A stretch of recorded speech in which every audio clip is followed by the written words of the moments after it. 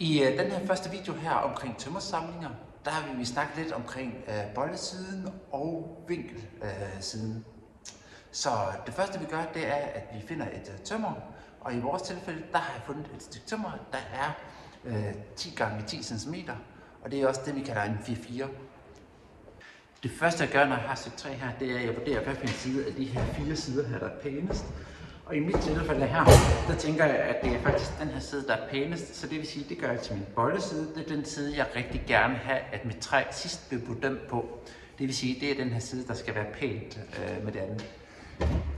Hvis man ser i forhold til den her franske samling her, så er bøjlesiden, det er her den øverste side. Og det vil sige, det er heroppe, den skal være glat. Får man 2 stykker tømmer, der ikke er lige tykke, så vil der komme en kant her på bagsiden, men den bliver man ikke vurderet på. Så bøjlesiden, det er altså den side, der vil gerne skulle være pænest. Det er også vigtigt her, at bøjlesiden, det er også den side, vi måler fra. Det vil sige, når vi måler ned på træet, så er det altid fra bøjlesiden og ned efter. Så både på den ene og på den anden, der er det bøjlesiden, og vi måler fra og så ned. Når vi har fundet bøjlesiden, så sætter vi en cirkel på den. Så er vi sikre på, at det her, vi har bøjlesiden. Derefter så skal vi have fundet vinkelsiden. Måden vi gør det på, det er, at vi ser, hvad for en af de her 2 sider her, der er mest i vinkel.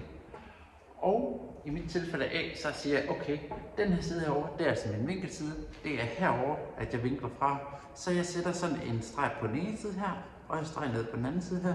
Det betyder, at det her det er min vinkelside. Så nu har jeg både min bøjleside og min vinkelside.